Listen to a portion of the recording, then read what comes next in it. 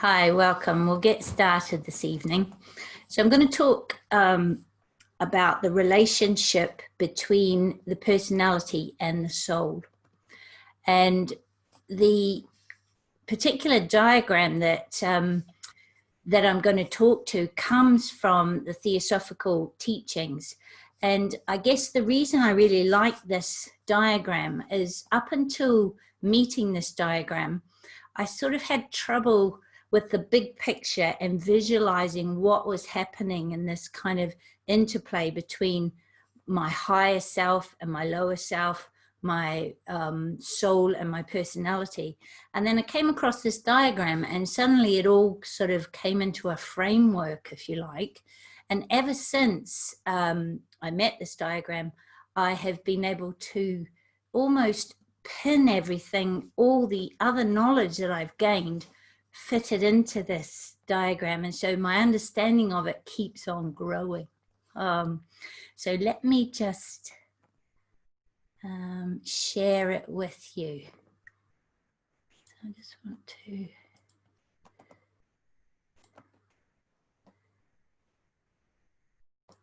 do that.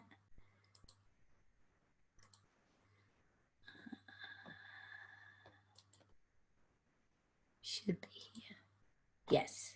Okay. So this is my version. This is an adapted version of what was originally a more simplified diagram. But as I say, as my kind of understanding grows, I keep adding to the diagram.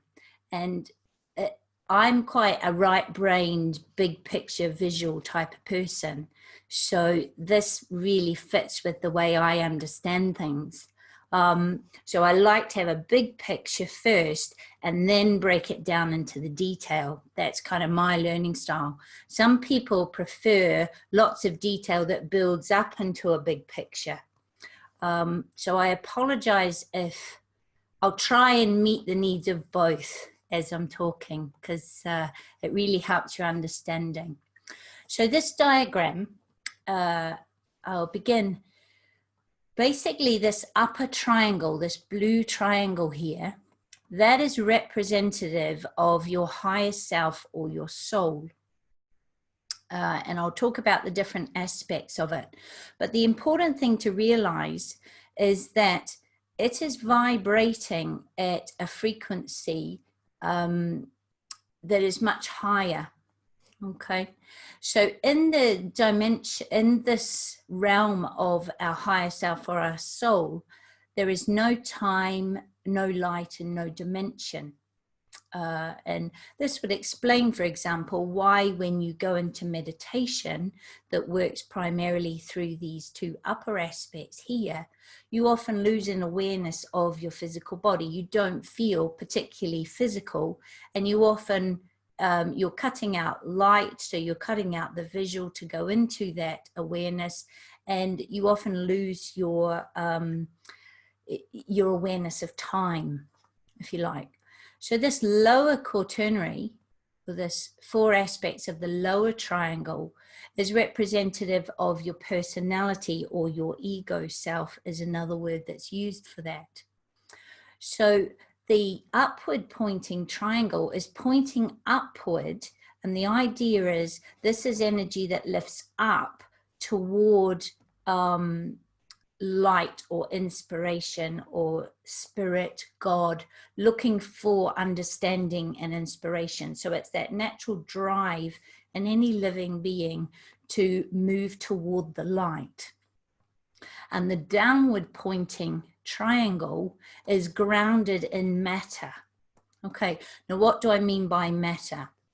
So if we think of all of life as energy, which we might do a whole nother talk on the cosmology of how the universe is organized in terms of energy. But if we think of everything in terms of energy just vibrating at different frequencies, what it means is when we experience something as quite physical, when we can touch it and it feels to be solid or appears to be solid, it's actually just vibrating, energy vibrating at a lower frequency. if you are into quantum physics and you read about quantum physics, you'll come to understand that we are primarily made of space. The total solid matter within us and our atoms and our tissues and everything is tiny. Okay, we appear solid because of the vibration of that energy. So when we start lifting up into these higher realms where the vibration is much higher, things are not solid. And that's why, to get in touch with your higher self, you usually close your eyes, or you go into a realm where it's not physical. You don't, and often we close down the physical senses that are directed out into the physical world. And this is where we get the experience of being very dualistic. You might say that we walk in two worlds. We have this inner world, and we navigate our lives out in the outer world. And we usually talk about having one foot in each world, if you like, or the axiom that says we are in the world but not of it.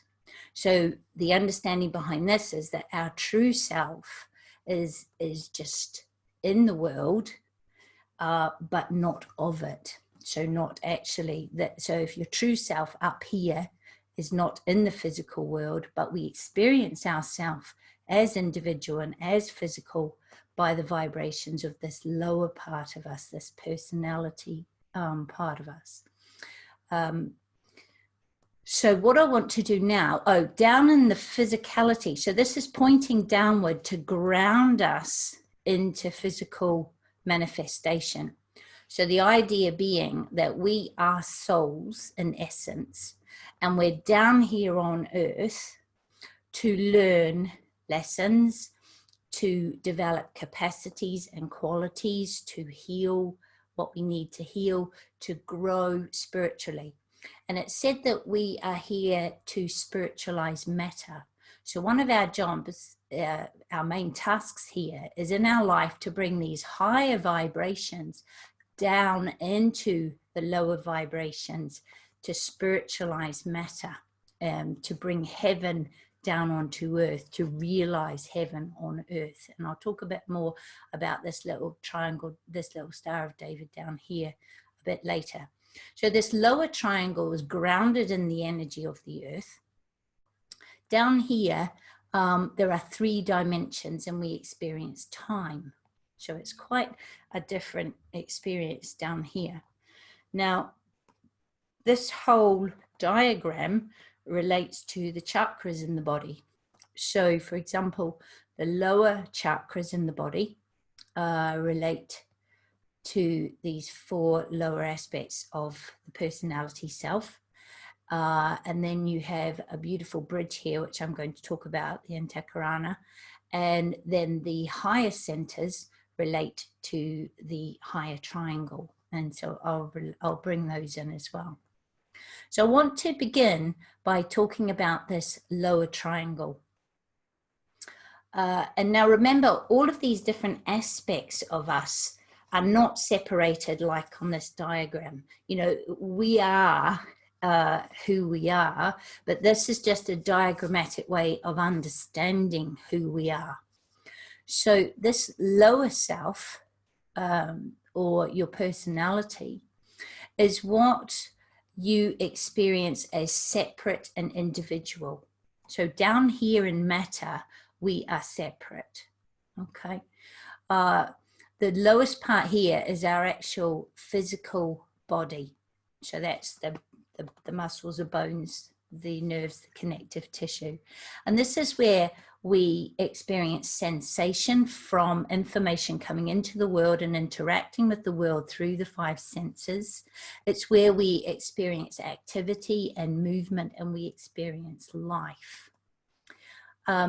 We also, this is where we experience our isolation. This is what separates us from other bodies. Okay, this is also the brain is seen in this diagram as part of the physical body, and you'll see that the mind here is not the brain. Okay, so in this schema, if you like, the brain is like a receiving station, like a radio receiver for the understandings of the mind. And that's a whole another talk, if you like, but you could almost think that your mind is in your energy field. Okay, so your mind is capable, it has its own boundaries of understanding, but it's capable of connecting to universal mind. It's capable of connecting to other minds. And that's something we'll develop in time, things like communication mind to mind without having to use the voice. Okay, so we have this physical body. And then surrounding that physical body, which I've talked to you about on a whole talk, is what we call your etheric body or your energy body. And this interpenetrates the physical body. It's responsible for your life force energy, your vitality, that life force energy, that subtle energy that comes in from our environment, comes in through energy centers we call chakras, and vitalizes this whole energy distribution system in our body that gives our physical body life. It gives it movement and life force energy. The prana, it's called, or chi or ki, is fundamental to our health. So the physical body's health is very much determined by the quality of your energy body or your etheric body. And this energy body is where you have an interface with the world, with all other things that are energetic and living. So we share energy with other people depending on what's going on. We connect to the energy of our planet. We connect to solar subtle energy. We connect to plants and to animals. So at an energy level, we can experience that connection. And then also found within this lower personality self is what's called our astral body or our emotional body. And this is where we tend to experience the emotions and feelings. When I say of a lower nature, they tend to be the ones that are unconsciously driving our behaviors. So most of mankind, the astral body is quite reactive. This is where someone will say something and they'll press your button and you're angry. And it comes bubbling out of nowhere. And it's like, whoa, where did that come from? So a lot in our astral body is unconscious. It's almost old issues and traumas and experiences from this lifetime, often pre-verbal, often as a child, and anything you've brought in from previous lifetimes that needs some healing. So the idea is that part of the healing we do, and this is the work of psychotherapists and counselors, is to shine a light of your conscious mind on the aspects of your emotional body that are still unconscious. So take, for example, you might decide, I'm not going to react to that anymore. I'm not going to lose my temper with this person no matter what they do. And you decide that consciously with your frontal cortex. You've made a conscious decision to change your behavior. And you go around to this person's place and you have a meal. And within half an hour, they've got you boiling. It's taking everything you've got not to react. They're pressing every button you've got. And you're really struggling. They're triggering some unhealed emotions, some traumas, some misperceptions that are still unconscious in there, and you are reacting to that. So a lot of the healing work that we do is in this area here. This relates very much to the solar plexus sort of area, to the sacral and the solar plexus chakras. This is where we find things like conditional love, I'll love you if you love me, or I'll love you if you behave the way I expect you to, or the way I think you should. And I won't love you if you don't. It's where we find things like pity. It's where we find obsession or devotion, jealousy, fear, hate, anger, and all the different manifestations of anger. So a lot of humanity are working hard in this area, okay? That's where a lot of our challenges lie. And then we split the mind into two aspects.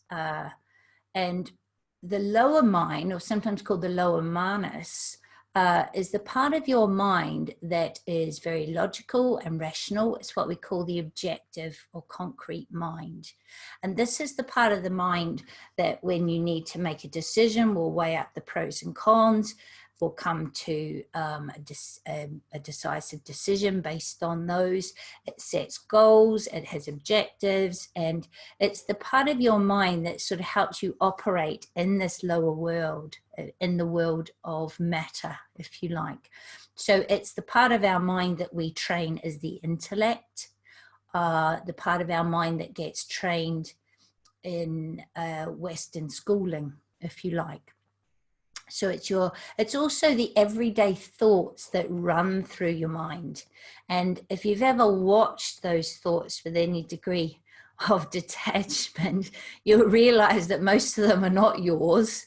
A lot of them are not true, and many of them don't serve you. We have a lot of thoughts, everyday thoughts that run through our mind. And if you start looking, you'll find patterns in those thoughts. So this is the sort of it's very difficult often to separate our thoughts and our feelings. So often these two are put together.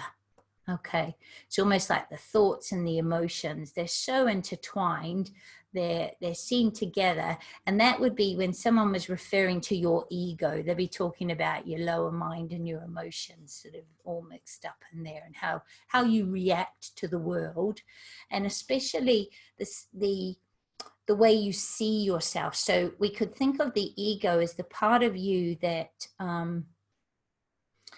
holds on to a definition of who you are that is based on your life experience, your conditioning, what people have said to you. Could be like the sum total of all the roles you play in your life, and we are very defensive in protecting our ego's view of ourself when we're operating down here. So over many lifetimes, and the major challenge of this personality, this whole downward pointing triangle, is to bring all of these four aspects into integration so that they're working with each other, and into coordination. And you know, you imagine all the healing that's in that emotional, all the unhealed issues from lifetimes, all the misperceptions and the ways, the beliefs and the attitudes and the ways of thinking that are unhealed. So for much of humanity, many, if not hundreds of lifetimes are spent coordinating and integrating this lower personality self so that it starts to become a useful vehicle for the higher energies to start to come down, for the soul, if you like, a vehicle for the soul. I'll give you an example of what that integration is like. So someone who is quite integrated would do what they say and say what they mean and mean what they say. So there's an integrity between their word and their action and their intention. Their heart and their mind and their actions are aligned.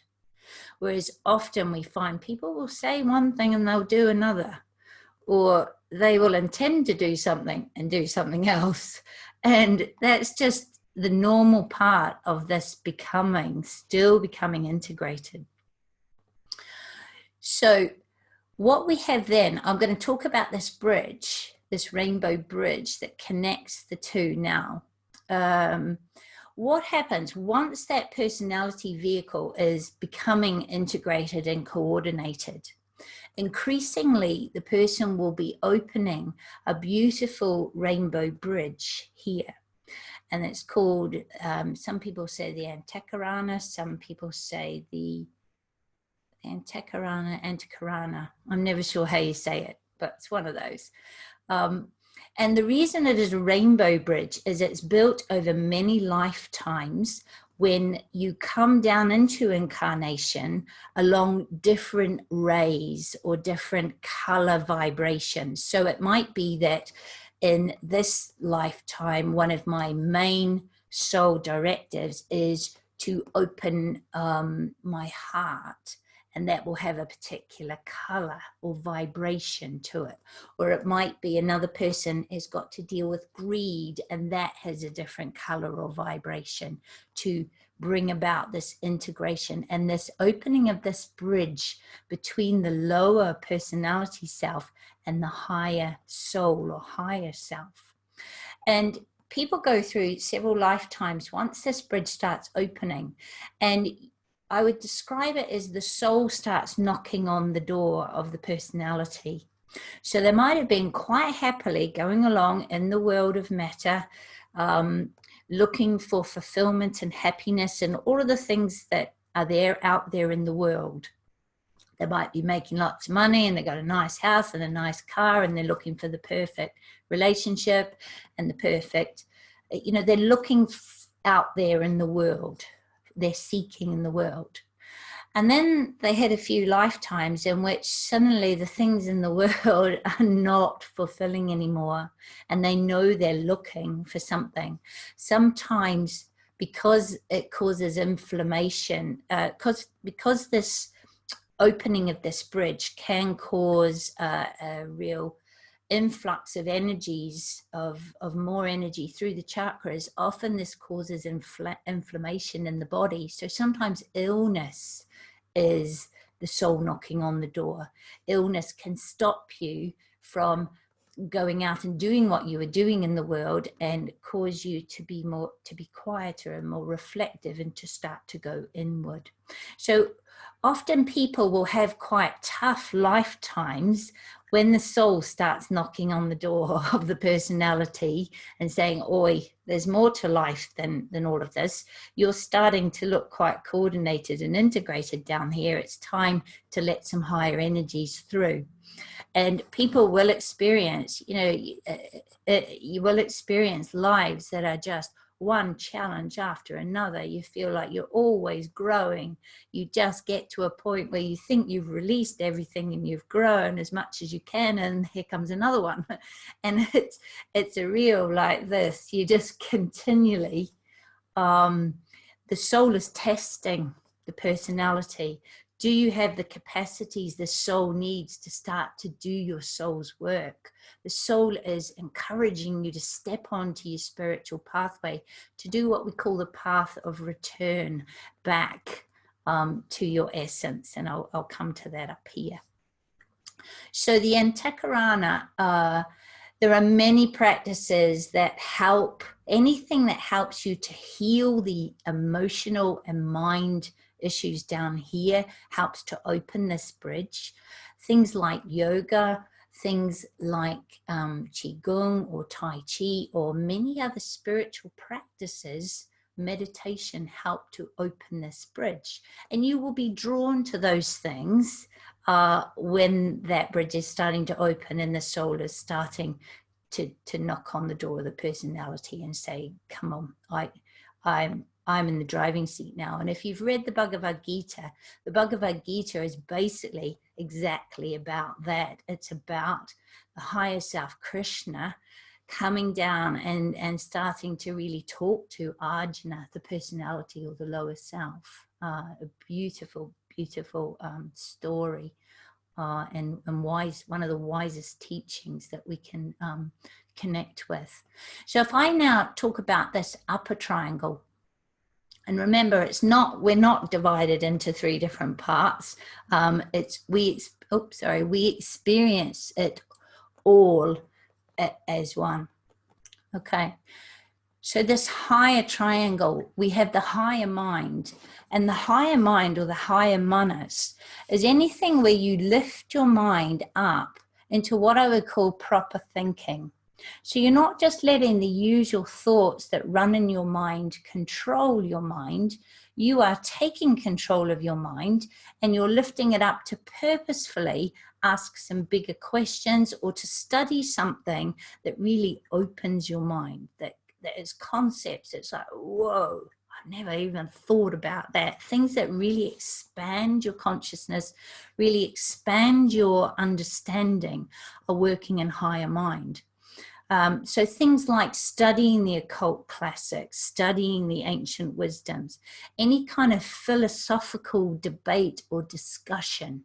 I know when I was at university, it must be a real time when you come to this, because one of the things I loved the most about university was the till 4 a.m. discussions on some philosophical mind-blowing issue, where you would just bounce ideas off each other, and you just feel like your mind was just opening. Your body was exhausted and telling you needed to go to sleep, but it was so exciting and so invigorating to expand your mind and come across ideas and people that you'd never have. I loved it. And so that sort of, that philosophical opening, your conscience is up here. So when you start to move into, so if you like, the animal brain or the animal mind, the instinctual mind is down here in the deeper areas of your brainstem, whereas the frontal cortex, the part of our mind that is self-aware, our conscience, is up here. And our conscience is where we look at our behavior and we compare it to an ideal or a right behavior. And we start to, well, yeah, I was true to my conscience. I did what was right. Or no, I didn't. And I feel I've got a guilty conscience. This is where, when we go into meditation, we develop concentration. It's where we find pure reasoning. So not the reasoning of pros and cons and affected by the ego and conditioning down here, but pure reasoning. And this would be, you might experience, especially when scientists are working right on the cusp of our understanding of things, and they're branching into areas that are unknown. I know this is also where you find the imagination. So your capacity, whenever you visualize something, you go up into your higher manas, up into your higher mind. You're using that capacity. This is where we understand symbols intuitively, archetypes, where we go when we chant mantras in meditation. So anything that is symbolic and subjective, so of subtler realms of understanding, whereas this mind down here was more objective, focused on the objects and that you can see in front of you and interact with. So up here is what we would call, I suppose, creative or active intelligence. So you are using your mind. It's not your mind running you, if you like. And you can probably see how meditation really helps us to lift up into this higher mind, because in meditation what we're essentially doing is we're stepping back from the lower mind of the thoughts that run, and we're just watching it. So we're stepping up into our higher mind, detaching and just allowing the lower mind to sort of play out, and we're learning to focus and maintain a position of holding our energy in that higher mind.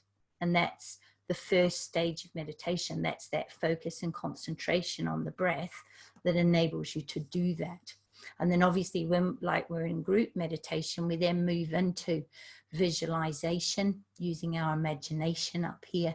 And then I'll talk about how meditation moves into these higher areas as well.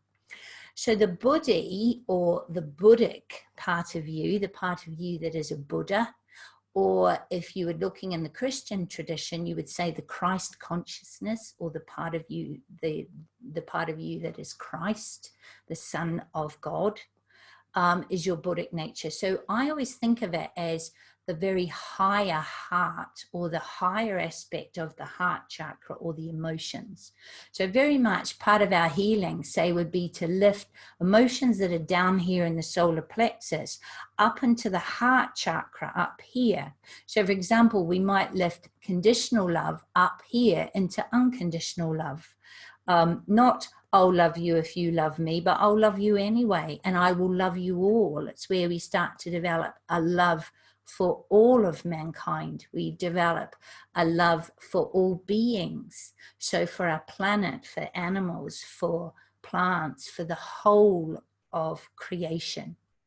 So we talk about the Buddha as the vehicle of spirit, or the vehicle of the Christ, of God, of that amazing love energy that permeates our whole cosmos. So it's associated with the heart chakra, very definitely.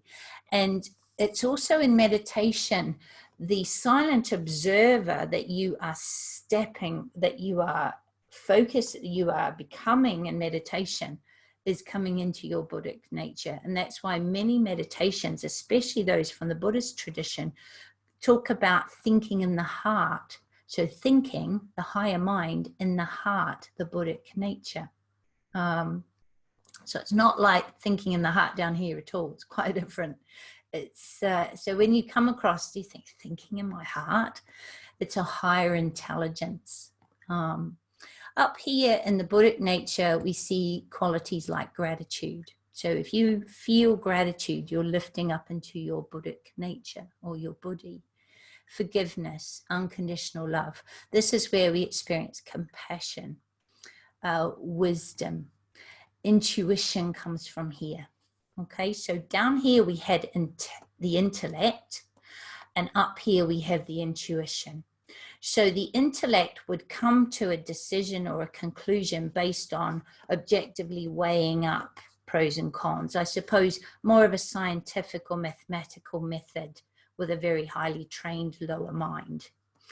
Whereas up here would be where you suddenly get up, oh my God, a total understanding of something that just comes in almost completely, you download it. And it's a sense of a knowing that you can't explain. So you might not be able to explain it with this lower mind, but you know inherently on every fiber of your being that it's right and true. And even though you know, words, as we move up here, words get harder. Words can work here in the higher mind, and even in some of the philosophical stuff, we struggle with words. Once we're getting up into Buddhi and Atma, we're really struggling with words. Our communication is on a higher level, a higher vibration than words. Really, we could do with telepathic communication up here. I would just like to download what I'm experiencing so that you can experience it. I just want you to feel this whole experience, and I'll just send it to you, type of thing. So the intuitive is up here. This is very much, the Buddhi is about learning to love wisely and wisdom applied lovingly. And these three upper, if you're familiar with the rays in esoteric psychology, they relate to the first ray, the second ray, and the third ray. So the first ray of will and power, the second ray of love, wisdom, and the third ray of active or creative intelligence. And most people's soul is on one of those rays in this lifetime. And that's a whole nother talk. Maybe I'll get Ted to come and talk a bit about the rays one day if you're interested. So that's your Buddhi. And then we move up into this aspect of our soul or higher self we call Atma. Now, Atma sometimes is called the spiritual ego with a capital E, not to be confused with the ego down here. This is where we experience unity. So down here in the physical, we were isolated, we were separate. Up here in Atma, we come to not just know intellectually from here, but to experience oneness, to experience a connection with all that is. This is the connection that we experience in meditation when we go into that place where our separateness disappears and we just know ourselves as one. So the Atma is also where we connect our small will, if you like. So our will that's down here in the solar plexus lifts up to aspiration and becomes my will be thy will. So it becomes the will of God from the Christian tradition, if you like. It's where we lift in the Buddhic tradition up into our true Buddhic nature.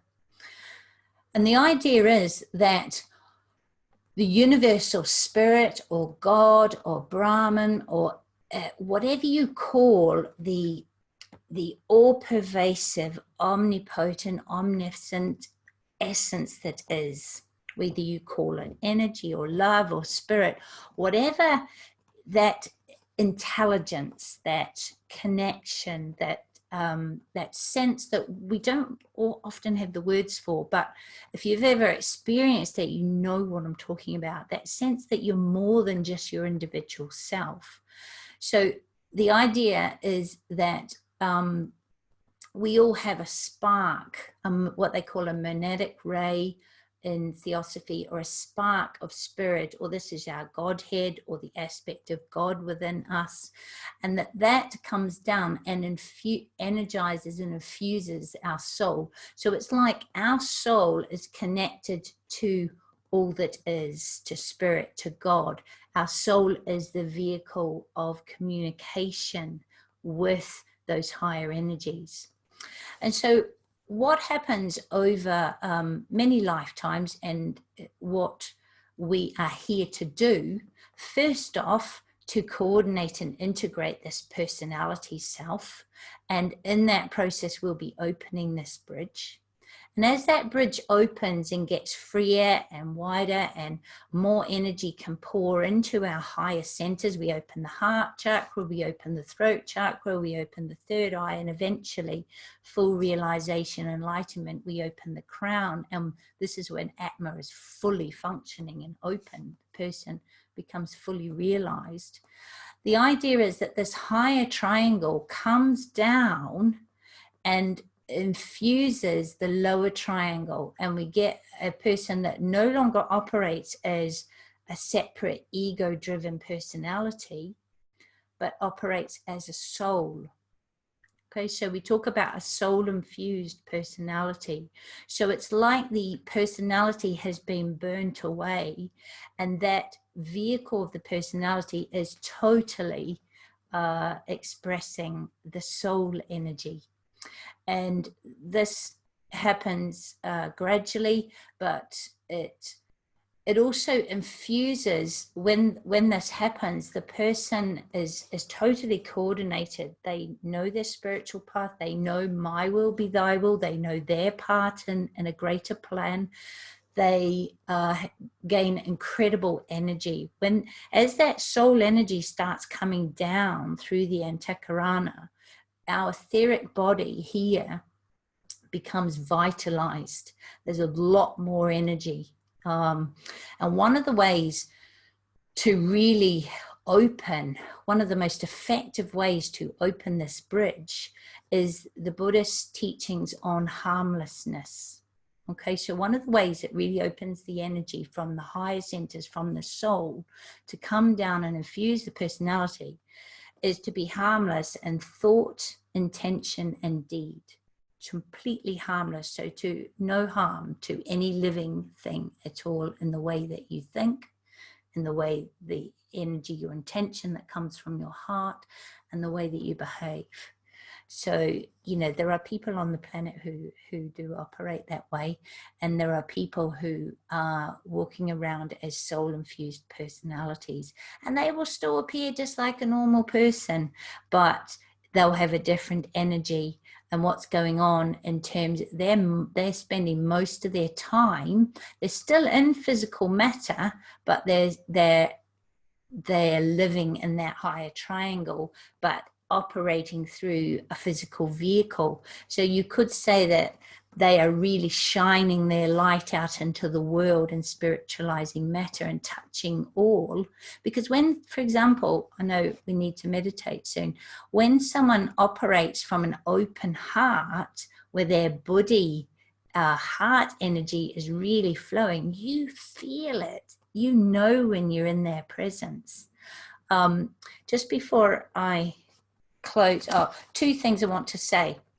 Once the soul knocks on your door, you can't close the door. You can try, and you might have a few lifetimes. You go, nope, no, no, no, no, no. I am just here. I'm raising my family and I'm making some money. We're not listening. I'm not listening. And the soul will knock louder, and then you'll get illness, and then you'll get all kinds of challenges. The soul is tenacious. So once it's knocking on the door, you might as well open it, because it's just going to get louder and clearer. And once you have embarked upon that path of return, once the soul is starting to infuse the vehicle, there's no turning back. You're on a spiritual path. You know you are. You might as well flow with it, because it's easier if you just accept. You know, maybe people around you are not where you are, and maybe you do feel isolated or alone, because you're going through this big process and this change. But what you do then is you find like-minded people. So you find people who are mostly operating up here and starting to operate up here, and you'll be drawn to them, because like energy attracts like. You'll be drawn to things. You wouldn't be listening to this talk tonight. You wouldn't be at all interested in giving up your Thursday evening to do a group meditation if you weren't already dipping in. You know, this wasn't starting to pour through, if that bridge wasn't opening, because you just wouldn't be interested. You'd be like, why would I do that? You know, wouldn't want to do that. And this also, as you move up into this triangle up here, you're drawn to study, you're drawn to occult classics, you're drawn to meditation, and you're drawn to service, because one of the functions that, as the Buddhi comes out, you want to serve mankind, you want to make a difference in your own unique way. My will be thy will. So I just want to make that point, that once that process has begun, there's no turning back. So you might as well just go with it. And the other thing that I just wanted to say was that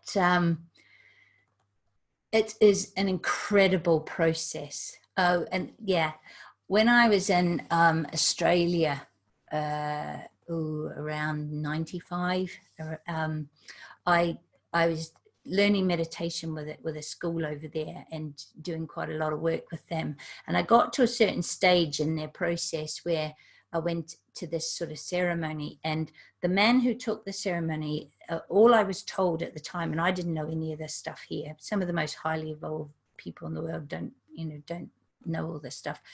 All I was told was this was a fully realized man. And okay, what's fully realized? Oh, an enlightened person. I'm like, oh, okay, I'm going to meet an enlightened person. This will be fun. And so I went into the room, and he was just basically introducing me to meditation. And there was him and another man in the room. And I walked into this room, and I had never felt love like it. The whole room and the energy that was emanating from this man was the most incredible love. I could feel it touching my heart. And I had been very ill with a sort of an ME, chronic fatigue type of thing. And I went up to this man, and he just sort of put his hands on me, and he said, there is nothing wrong with you. You're not ill. And I wound up crying, and something shifted, and it opened my heart, because I had never been in the presence of a human being who felt like that. I felt so safe, so loved unconditionally by this person who was a complete stranger and didn't know me at all, but I felt his love. And I got better after that pretty quickly, to be honest. So the miraculous, when you start moving up into this realm, the miraculous becomes normal. Serendipity and coincidence and life flowing and moving in a beautiful way becomes your normal. So that's just something So enough talking. Let's do some meditating. We may go slightly over 8 tonight because unfortunately we're not clapping for our NHS key workers anymore. So I think I'll weave them into the meditation because I think they still could do with our support. So let us get yourself organized for meditation. Get yourself comfortable. So let everything that I've been talking about go. Just let it go. It will have sunken to the levels it needs to. And so what I invite you to do is just for a moment, come together in like-minded intention from our hearts. So we're connecting as a group because we want to work together in this powerful way in group meditation.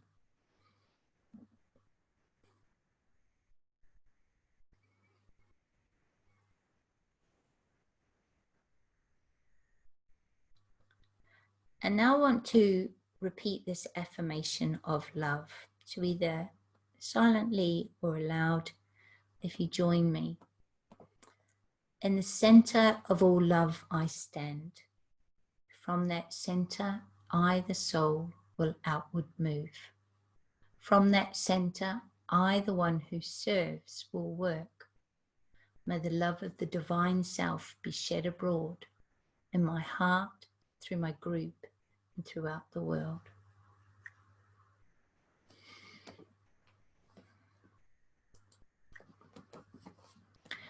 Now just gently close your eyes. And I just want to ground our energy in matter by connecting with the earth. So I want you to imagine that you're sending energy either through the soles of your feet down into the earth or through the base chakra at the bottom of your spine. So that we recognize we are spiritual beings down on this earth having a human experience. And now I want to come into this present moment, and we do this by first focusing on our senses. So just notice your body sitting on the chair. Notice the clothes on your skin. Just notice the sounds in this moment. Let them come in.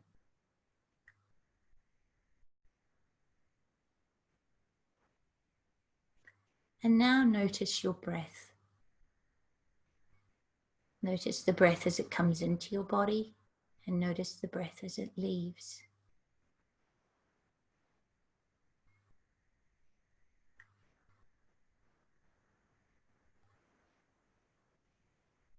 And with each breath, let it get a little deeper. So you feel like you're opening a channel right through the center of your body, between your sternum and your spine, until it feels comfortable to breathe deeply into your belly. Shoulders relaxed. So nice, slow, deep breaths, and just keep your mind gently focused on your breath.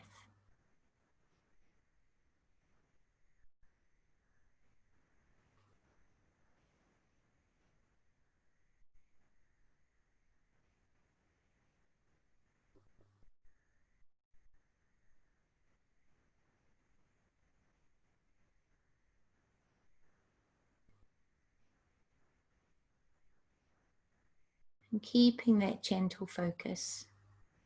Whenever your mind is distracted, just bring it back to the breath. And that breath is like that bridge. The breath will take you up into your higher self, your soul.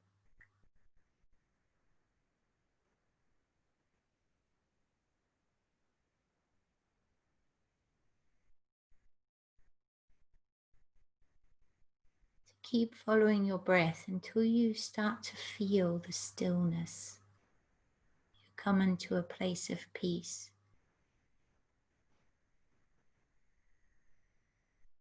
Don't worry if you are distracted. by your lower mind. As soon as you realize, just come back to the breath. It's the realizing that matters.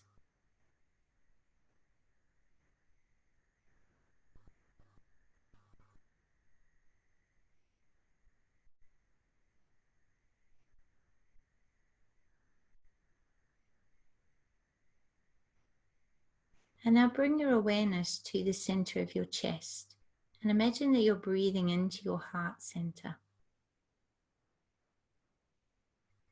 And as you breathe, you're filling your heart center with light and with love.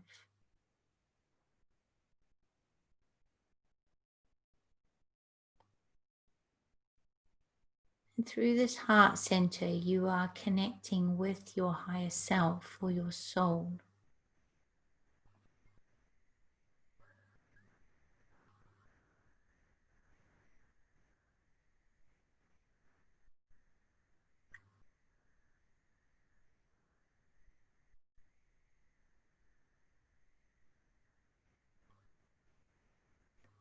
And now I want you to imagine that either white or purple or gold light, violet, purple, are pouring down through the crown chakra of your head and down through the major energy centers or chakras in your body.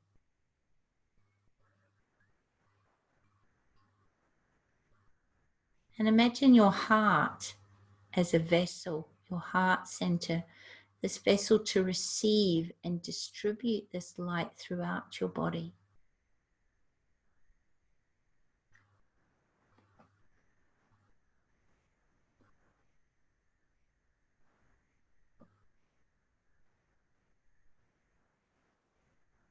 As you open your heart to receive, imagine your whole physical body is filling with this purifying, cleansing, healing light.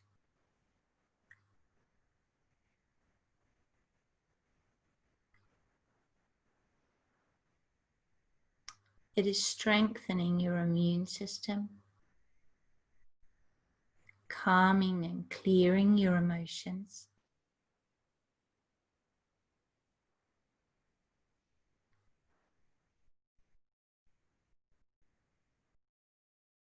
bringing peace to your mind.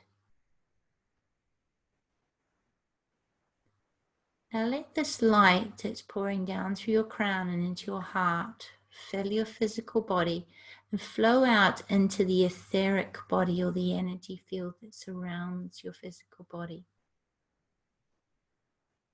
Flowing right out through the various layers of your aura.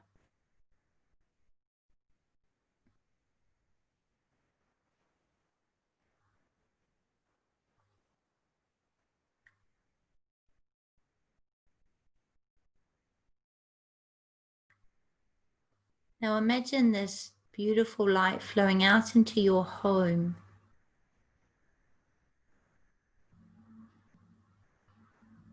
And infusing all the living beings in your home.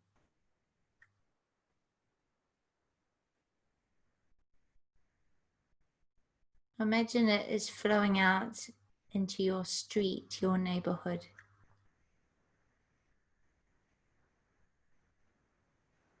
Touching the hearts and minds, whether consciously or unconsciously, of all who are open.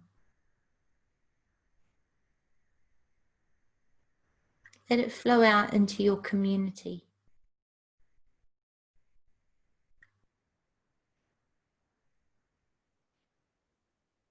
Keep this flow going till it fills your whole town or city.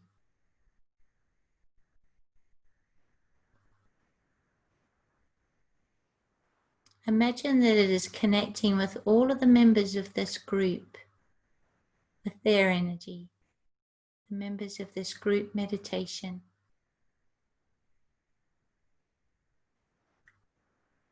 Now let it fill this nation.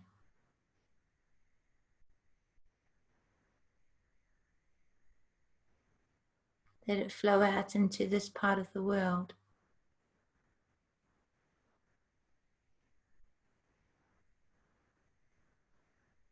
Now in your mind's eye, see it fill this whole hemisphere.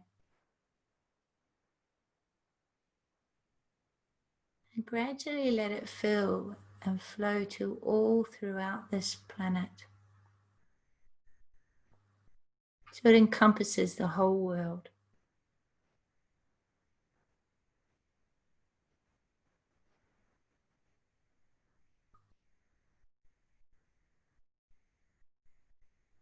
Now imagine you can see the whole planet surrounded by this light as if you were looking from space, like an aura. And see it flowing down into the planet, healing her, restoring the balance in nature. So our air is fresh and clear. Our water is pure and clean. We have a healthy protective ozone layer. Our planet is healed. See all the animal and plant life flourishing. And now see this light flowing into the hearts and minds of all men. All men and women bringing peace and goodwill and right relations within themselves, between others, within families and communities, between nations, throughout mankind. See it lifting our awareness and our collective consciousness so that we can learn to live with peace and in harmony with all. We can envision and manifest a new way of living. Keep holding a space for this energy. And let yourself be a channel for it to radiate out into the world.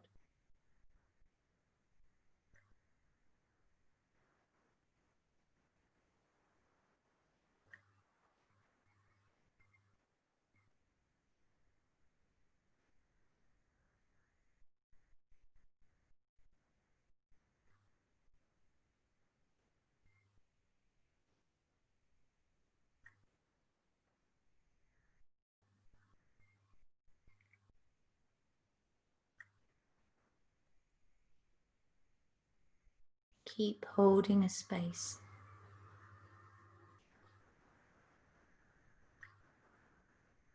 Let those higher energies pour down through your personality vehicle and radiate out, working their magic in the world.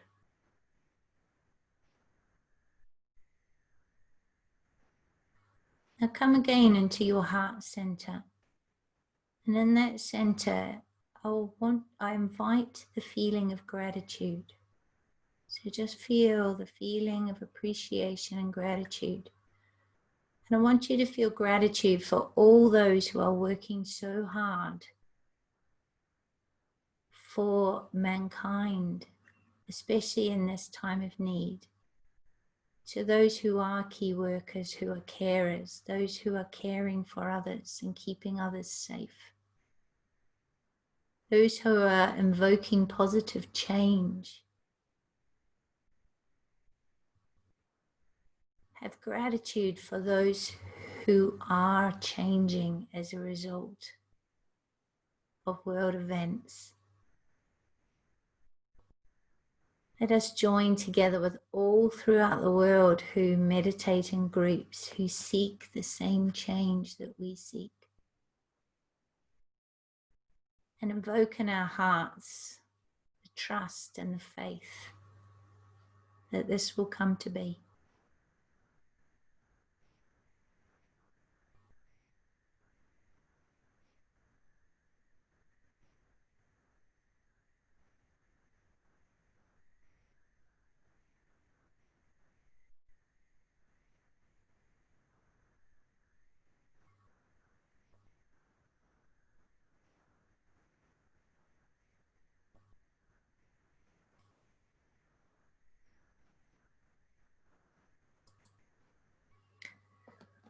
And now I invite you to join with me in repeating the great invocation, the world prayer.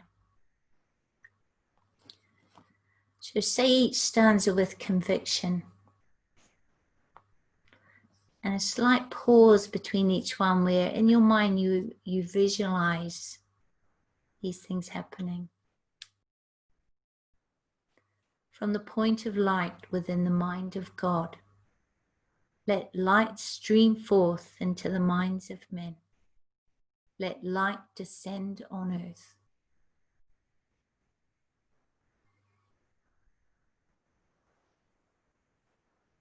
From the point of love within the heart of God, let love stream forth into the hearts of men. May Christ return to earth.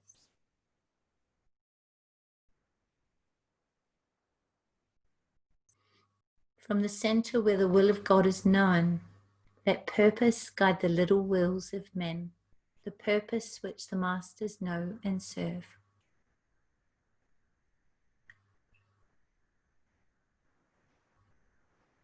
From the center which we call the race of men, let the plan of love and light work out, and may it seal the door where evil dwells. Let light and love and power restore the plan on earth. Ooh.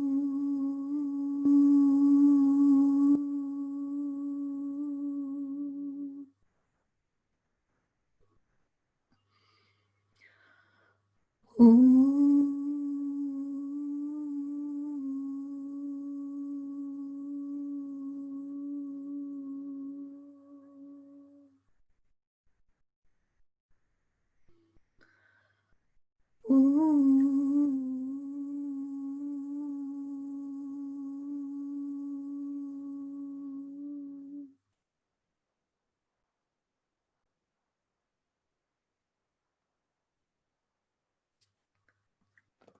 Namaste.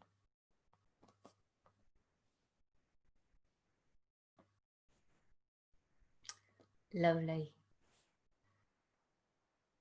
So now I invite any questions, any comments, anything you'd like to share, to stick your hand up and I can, or actually I think you can unmute yourself. It seems to have changed. So I don't know if you have any questions, but I'll have a go at answering them. Yeah, Philip. If I could just say, I think in the future, do you think that the Antakarana will become more important? I think we'll, probably learn about it at school more. Oh, I hope so. Yeah. I mean, if I had my way, we would all learn all of this stuff at school. I mean, it just seems crazy that we don't, but yeah, I think that definitely in the future people will, not just their lower mind will be stimulated and educated in school, but the higher mind as well. And many schooling systems have started to do this. Yeah. Oh, the Antakarana. Oh, the Antakarana, yeah. Yeah. I think it has to be sort of accepted more in mainstream, and it will in time. Sometimes I think the words put people off, they're words they're not familiar with. Once, as science and spirituality come together, and we're very much of an age where we have a very mechanistic view of the world, and so a lot of people only believe what science verifies, and science is increasingly verifying a lot of these spiritual truths that have been written about. And so there will be a science of the Antakarana, and once that happens, boom, it'll be taught. Yeah. I hope so. Yeah. I mean, could it be also a group? You could build a group Antakarana as well, is it? You do, yeah. Because whenever you do group work, you are, I suppose in a way, I don't fully understand it, although I experience it, you have a group soul acting. Yeah. So I don't know if you experience what I do in that group meditation, but when I'm deep in that meditation and we're all working together, there's incredible energies pouring through my physical body, and a profound sense of being connected to something far more than me when we're working in that way. And so the way that I understand that is in that time, we're working as a group soul and building that bridge. And, you know, eventually, it's probably another talk, but eventually the soul is burnt away and the person becomes the monad and infuses totally, becomes the Godhead with all that is, with spirit. The three become the two, become the one. There's a teaching, but that's for another day. Does anybody else have any questions? No? You're very quiet tonight. It's sad not going and clapping for the NHS. I feel like they need our support. I feel like I need to go out there and just do my own little...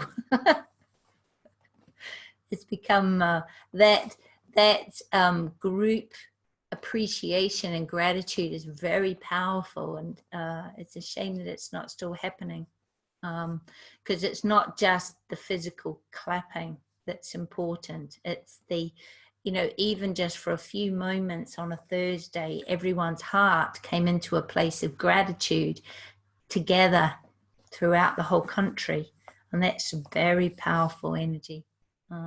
It's like a group meditation, I guess, but it's a group exercise in gratitude. Michael, if you unmute yourself. It's just a general question, really. Thank you for your interesting talk. Just a general question.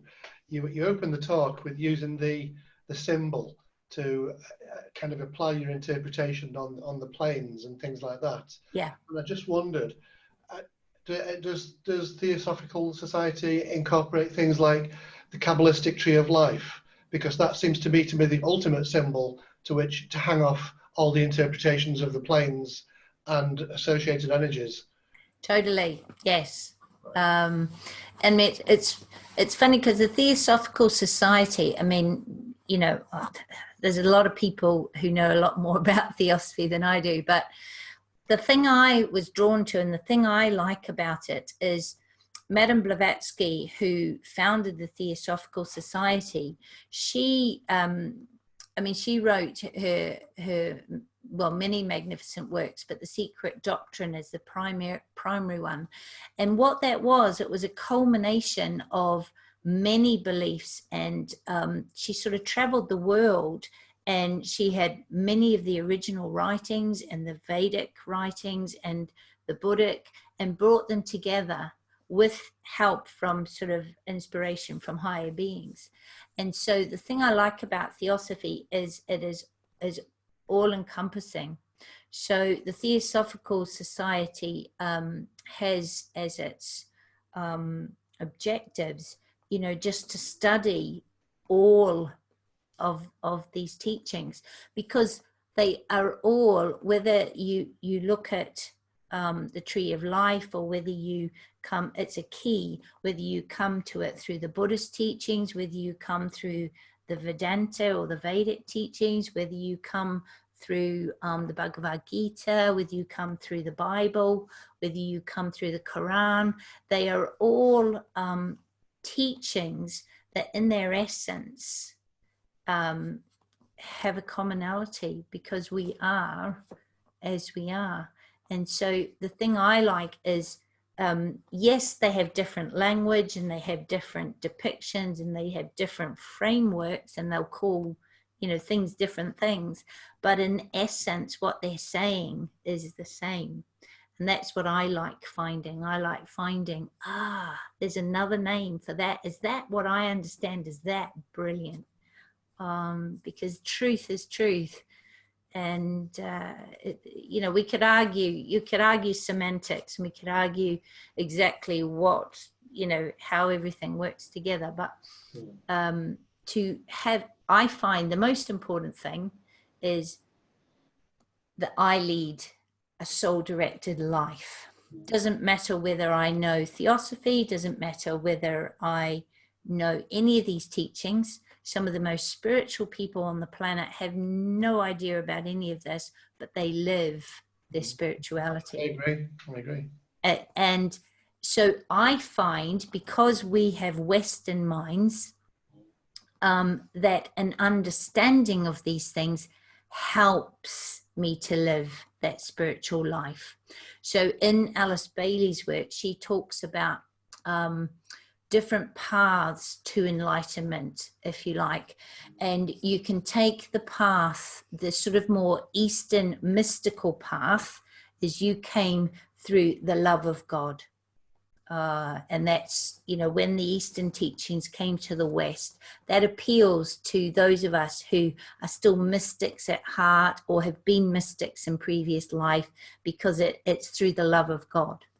But the occult path that comes more through the mind, that tends to appeal more to a Western trained mind, is through knowing or understanding God. And so quite often, you know, if people don't respond to that mystical path, they will respond to that occult mind path, if you like. Through understanding comes the wisdom. I think it makes more sense to the Western mind that is less faith-based and more experiential or science-based. Yeah. And the ultimate is when the two come together. And when that happens, you get the intuitional knower. And that's when you're really working up in those Buddhic Atma realms, where there's knowing. A classic is Einstein. He said that a lot of his most brilliant work just appeared intuitionally as a whole, as a concept, as an understanding, as an idea. And then he would go away and spend 10 years with his objective lower mind doing the maths and the theorems and trying to pin it to reality and explain it in a way that people hear, you know, trying to find the words to, or the language to explain it. Whereas it came as a complete understanding, but he can't just mind drop, you know, like a Dropbox into your mind. Here's my complete understanding. Here you go. What do you think? He's got to, you know, use the language of the maths of the maths being the language of those understandings. And also inspiration is a moment of communication. And I think that's why people say, I woke up and I suddenly solved the problem or had the realization. And again, that's kind of subconscious communication. Well, that's that opening up to that Buddhic awareness. And I find if I'm grappling with something with my lower mind and I'm trying to solve or trying to nut it out, I just like, no. And what I'll do is I'll go off for a walk or a run or somewhere in nature, and I'll forget about what I was working on. And 9 times out of 10, either that time or the next time I go out in nature, the whole beautiful solution, far better than I could ever have come up, just arrives. Ha, thank you. And I'll find myself going, thank you. Because I know it's not mine. I didn't work it out. I was just open.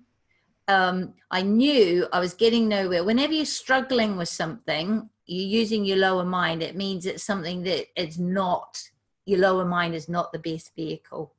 So if something is flowing and you're using your lower mind in the way that it's supposed to, it will come easy. If you're really struggling with something, just abandon the lower mind, go out and connect with nature, connect with your soul, your higher self, and especially if you're just open, invariably it comes to you. Or sometimes, you know, you will have forgotten you were working on a problem and you're doing something else. You're doing something that is quite relaxing for you. So quite often when people are absorbed in their hobbies or things they like, suddenly inspiration, ideas just pop in.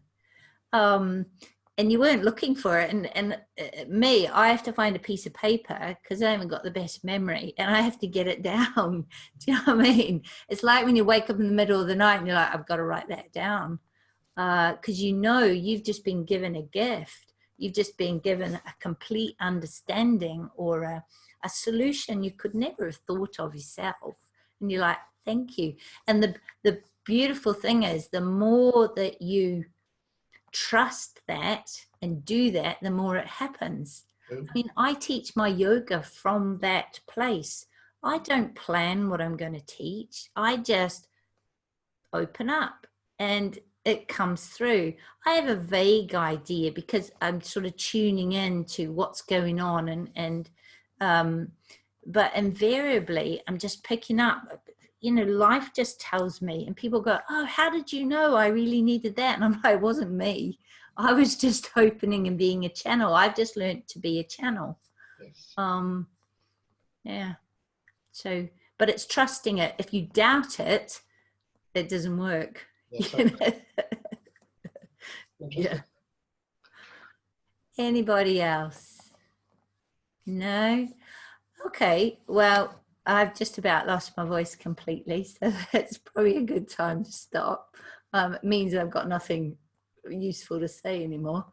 So go and have a really lovely evening. Thank you for joining me. And I'm not sure what we're doing next week, but I'm sure it will come to me before then. Okay. Namaste. Namaste. Thank you, Julie.